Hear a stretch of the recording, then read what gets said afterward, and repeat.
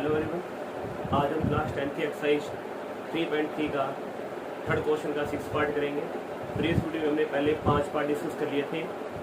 Part number जो 6 है वो 3.3 का लास्ट पार्ट है। उसके बाद हम नेक्स्ट एक्सरसाइज स्टार्ट करेंगे 3.4, जिसमें आपका नया मेथड आएगा। तो सबसे पहले हम इस क्वेश्चन की स्टेटमेंट के बारे में बात करते हैं। स्टेटमेंट में क्या दे रखा है? 6 पार्ट की स्टेटमेंट में कह रहे हैं कि 5 ईयर हेंस। हेंस का मतलब है कि 5 साल के बाद। 5 ईयर हेंस का मत आ जाए, 5 ईयर फ्रॉम नाउ आ जाए या आफ्टर 5 ईयर आ जाए, तो वो एक ही बात है कि अब से 5 साल बाद की बात कर रहा है वो, यानी कि 2026 की बात कर रहे हैं। अब 21 में हमें 26 की वो बात कर रहे हैं कि 5 year hence the age of Jacob will be 3 time that of his son, कि जो जैकब की एज है वो अपने बेटे की एज की 3 टाइम रह जाएगी। 5 साल के बाद जितनी एज बेटे की होगी उसका 3 गुना बड़ा जैकब होगा। सेकंड कंडीशन में कह रहे हैं कि 5 ईयर एगो, 5 साल पहले की बात कर रहा है, यानी कि 2016 की बात कर रहा है वो, Jacob age was 7 time that of his son, कि 5 साल पहले जो जैकब की एज थी अपने बेटे की एज की 7 टाइम थी। तो what are their present age, हमने उनकी प्रेजेंट एज निकालनी है कि आज उनकी प्रेजेंट एज क्या है, वो हमने यहाँ पे फाइंड आउट करनी है। काफी अच्छा क्वेश्चन, इंपॉर्टेंट क्वेश्चन है ये। हम सबसे पहले लिखेंगे इसके अंदर let present age of Jacob. Jacob की प्रेजेंट एज हमने मानी 22 ईयर। फिर क्या लिखेंगे इसके अंदर कि present age of his son, उसके लड़के की प्रेजेंट एज हमने क्या मानी 22 ईयर। अब हम यहाँ पे लिखेंगे पहली कंडीशन हमारे पास क्या है कि 5 ईयर हेंस, जिसको हम आफ्टर 5 ईयर भी बोल सकते हैं। तो हम यहाँ पे यही लिखेंगे इसके अंदर कि after 5 years age of Jacob, कि जो जैकब की एज है वो अब से 5 साल के बाद कितनी होगी। सपोज करो आज आपकी एज 15 ईयर है, तो 5 साल के बाद आपकी एज कितनी होगी, उसमें 5 ईयर ऐड होगा ना, जो आज की एज उसमें 5 ईयर क्या हो जाएगा, ऐड हो जाएगा और वो 20 आ जाएगा। सेम उसी तरीके से आज जो जैकब है वो x ईयर का है, तो 5 साल के बाद क्या होगा, इस x के अंदर 5 क्या होगा आपका ऐड होगा, तो एज क्या आएगी x प्लस 5 ईयर। 5 साल बाद की बात कर रहे हैं। तो फिर हम क्या लिखेंगे, after 5 years age of his son, उसके लड़के की एज क्या होगी, आज उसकी एज y ईयर है, तो 5 साल के बाद क्या होगी y प्लस 5 ईयर्स होगी, कि आज एज है 5 साल बाद तो एज बढ़ेगी, तो आज की एज में वो 5 साल आपकी ऐड हो जाएगी। तो ये x प्लस 5 जैकब की एज आ गई और y प्लस 5 उसके लड़के की एज आ गई 5 साल के बाद। तो हम यहाँ पे क्या लिखेंगे इसके अंदर, अकॉर्डिंग टू फर्स्ट कंडीशन। इस चीज के ऊपर आपकी पहली कंडीशन लगती है, और पहली कंडीशन क्या है, वो पहली कंडीशन ये कह रहा है कि जो जैकब की एज है वो अपने लड़के की एज की 3 टाइम रह जाएगी। तो जो जैकब है वो अपने लड़के से 3 टाइम बड़ा है, तो दोनों की एज इक्वल कब होगी, जब लड़के की एज को हम किससे मल्टीप्लाई करेंगे, 3 से मल्टीप्लाई करेंगे, क्योंकि स्टेटमेंट में कह रखा है कि जो जैकब है वो अपने लड़के से 3 गुना ज्यादा बड़ा है। मुझे यहाँ पे दोनों की एज इक्वल करनी है, तो जिसकी एज कम है उसको मुझे किससे मल्टीप्लाई करना पड़ेगा, 3 से मल्टीप्लाई करना पड़ेगा। तो वैल्यू क्या आ गई इसके अंदर, x plus 5 equal to 3y plus 15। अब ये 3y उठा के लेके आएंगे लेफ्ट हैंड साइड में, तो माइनस का हो जाएगा 15 प्लस का इधर क्या हो जाएगा माइनस का 5, तो वैल्यू आएगी x minus 3y equal to 10। ये इक्वेशन क्या होगी इसके अंदर फर्स्ट। सेकंड कंडीशन में कह रहा है 5 ईयर एगो, तो हम यहाँ पे ये लिखेंगे इसके अंदर कि 5 year ago, 5 year ago as of Jacob, 5 साल पहले, 5 साल पहले जैकब की एज क्या थी, आज की जो एज है और 5 साल पहले की जो एज थी वो कम होएगी, तो आज की एज में से हम 5 ईयर क्या करेंगे माइनस। आज जैकब की एज x ईयर है, तो 5 साल पहले क्या थी, x माइनस 5 ईयर।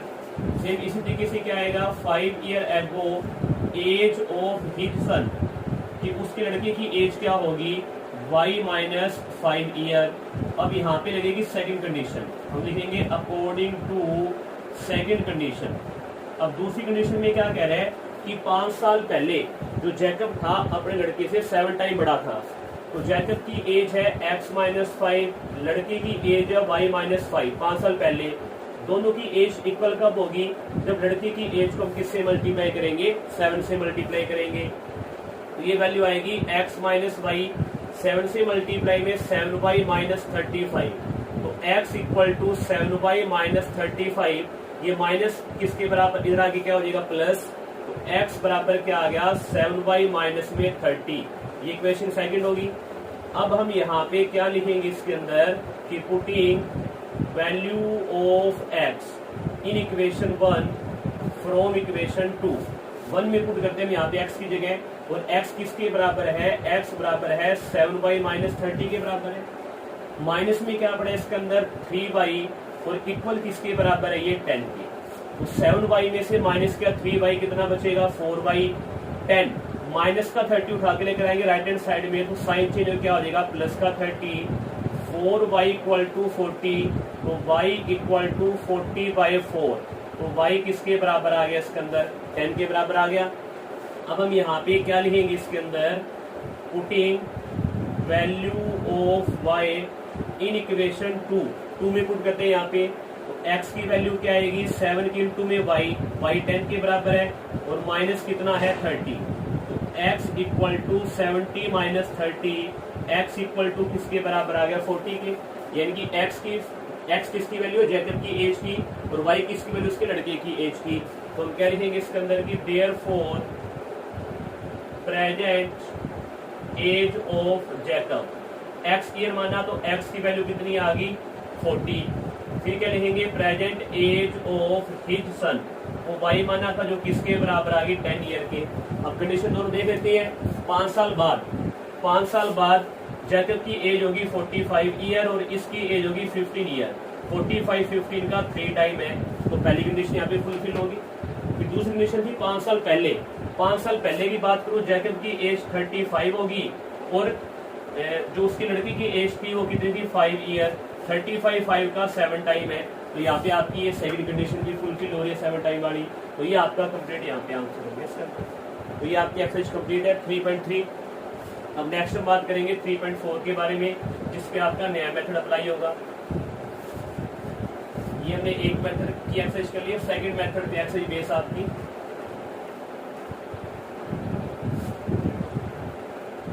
नेक्स्ट जो मेथड आपका है वो हमारे पास है एलिमिनेशन मेथड।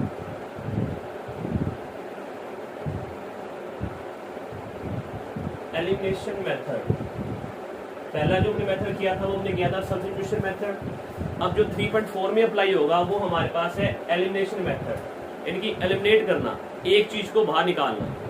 एलिमिनेट का मतलब है गेम के अंदर एलिमिनेट का मतलब क्या होता है कि एक खिलाड़ी को बाहर निकाल देना। तो इसमें हम क्या करेंगे कि यहाँ पे हमारे पास 2 प्लेयर है, एक एक्स और एक क्या है? वाई। हम क्या करेंगे इक्वेशन में से या तो एक्स को खत्म करेंगे या हम वाई को खत्म करेंगे। एक्स और वाई को किसी भी एक ऑप्शन को खत्म करेंगे तो हमारे पास दूसरे की वैल्यू आएगी। एक्स को खत्म किया तो मेरे पास वाई की वैल्यू निकलेगी, वाई खत्म किया तो मेरे पास एक्स की वैल्यू निकलेगी। वो उठा के हम इक्वेशन 1 या 2 में पुट करके दूसरे अननोन की वैल्यू निकाल लेंगे। तो एलिमिनेशन मेथड में होता क्या है कि अगर हमने एक्स को खत्म करना है तो दोनों इक्वेशन में हमें एक्स से कोफिशिएंट सेम करने पड़ेंगे। अगर हमें वाई को खत्म करना है तो दोनों इक्वेशन में हमें वाई के कोफिशिएंट सेम करने पड़ेंगे। अगर उनके साइन सेम है तो हमें साइन चेंज करने पड़ेंगे, अदरवाइज वो आपस में कैंसिल आउट होंगे। वो कैसे है मैं दोनों आपको करके दिखाता हूँ। इसके अंदर हमें यहाँ पे फर्स्ट क्वेश्चन का फर्स्ट पार्ट दे रखा है। फर्स्ट पार्ट में क्या कह रहा है कि सोल्व द, हमें ये कह रहा है कि solve the pair of linear equation by elimination method and the substitution method. वो हम पीछे कर चुके हैं। वो फर्स्ट मेथड वाले क्वेश्चन आप खुद करोगे, मैं एलिमिनेशन मेथड से करा रहा हूँ। यहाँ पे पहली इक्वेशन हमें दे रखी है x plus y equal to 4। ये इक्वेशन आपकी फर्स्ट है, 4 नहीं सॉरी यहाँ पे 5 दे रखा है। x plus y equal to 5। दूसरी इक्वेशन दे रखी है 2x minus 3y equal to 4। ये इक्वेशन हमें 2 दे रखी है। एलिमिनेशन मेथड से हमने यहाँ पे x और y को सोल्व करना है कि उनकी वैल्यू क्या आएगी। मैं आपको इस क्वेश्चन में पहले x खत्म करके निकाल दिखाऊंगा वैल्यू, फिर आपको y से, दोनों में से जो मेथड आपको इजी लगे वो आप मेथड यहाँ पे अप्लाई कर सकते हैं। अगर मैं यहाँ पे x को एलिमिनेट करूँ तो पहली इक्वेशन में x का कोफिशिएंट 1 है और y यहाँ पे x का कोफिशिएंट कितना है 2 है। तो सबसे पहले मुझे इस 1 को भी क्या बनाना पड़ेगा 2 बनाना पड़ेगा। मैंने यहाँ पे x को एलिमिनेट करना है, तो x को एलिमिनेट करने के लिए दोनों इक्वेशन के अंदर जो x से कोफिशिएंट है वो बिल्कुल सेम होने चाहिए। यहाँ पे 1 है और यहाँ पे 2 है, तो यहाँ पे मुझे 2 करना पड़ेगा। तो अब मुझे क्या करना पड़ेगा, इसको 2 बनाने के लिए, x का कोफिशिएंट 2 बनाने के लिए मुझे क्या करना पड़ेगा, मैं यहाँ पे लिखूंगा इसके अंदर कि मल्टीप्लाई इक्वेशन 1 बाय, किससे मल्टीप्लाई करेंगे, 2 से। इक्वेशन 2 तुम किससे मल्टीप्लाई कर ही नहीं रहे, वो सेम ही रह जाएगी। एंड इक्वेशन 2 बाय 2 को हम किसी से मल्टीप्लाई नहीं करें तो हम उस वहां पे क्या लिख सकते हैं, बाय 1 से मल्टीप्लाई कर सकते हैं।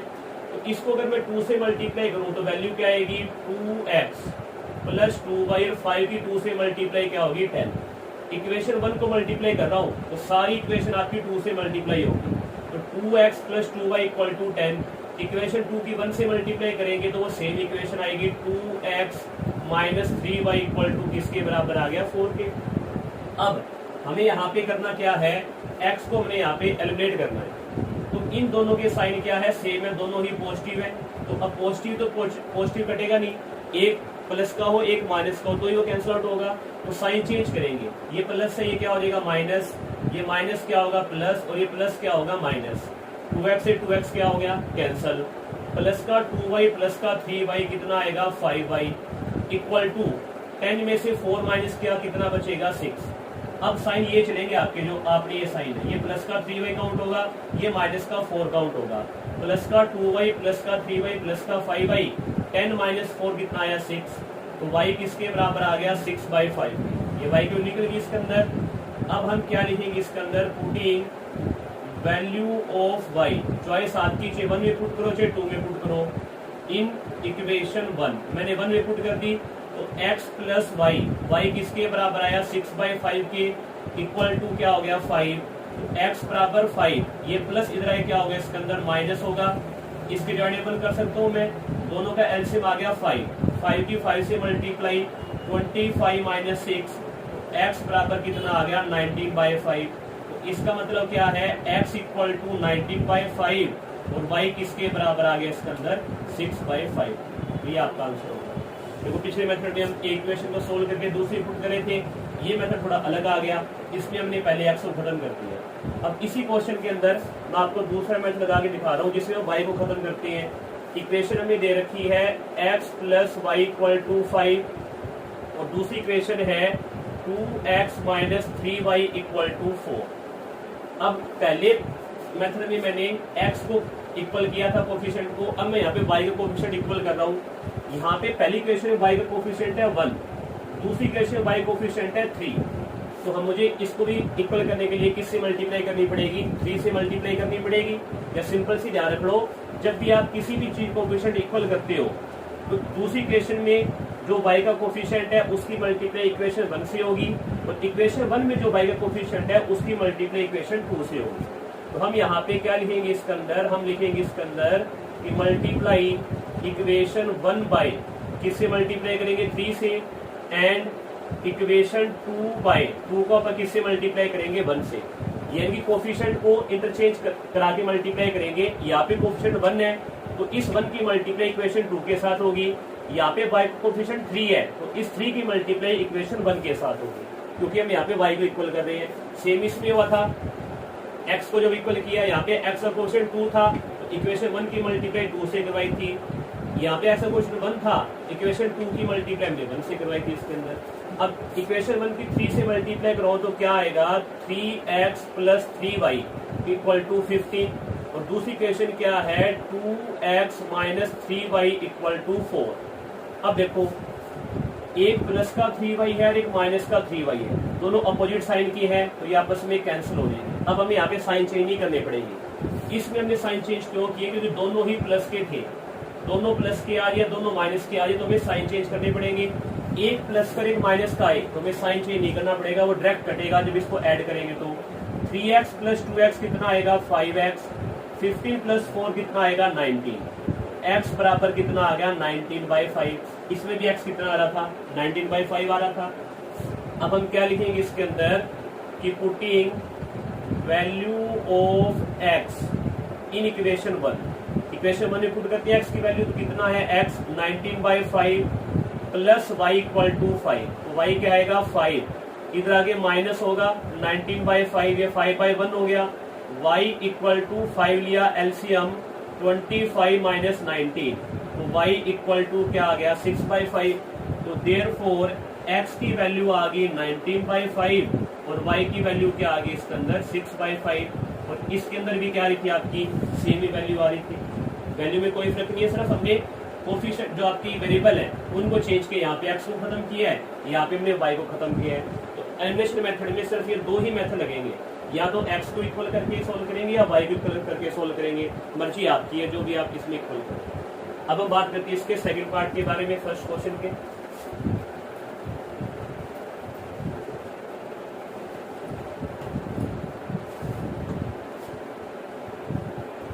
सेकंड पार्ट के अंदर जो स्टेटमेंट हमें यहाँ पे गिवन है वो स्टेटमेंट हमें दे रखी है। इसके अंदर पहली इक्वेशन है 3x plus 4y equal to 10, ये इक्वेशन 1 है।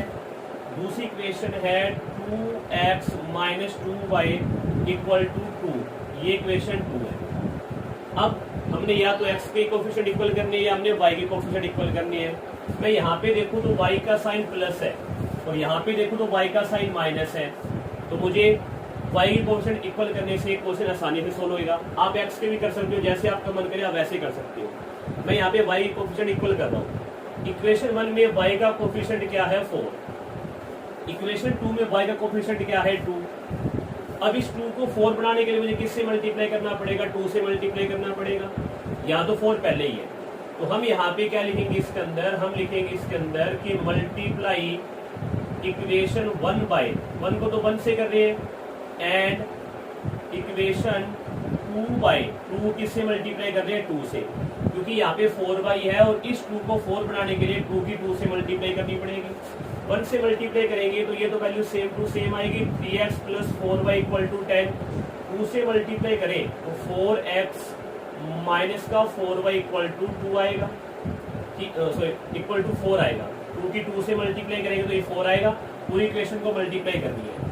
प्लस का 4y माइनस 4y को कैंसिल आउट करेगा, plus 3x plus 4x plus का 7x 10 प्लस 4 40, तो x इक्वल टू 14/7।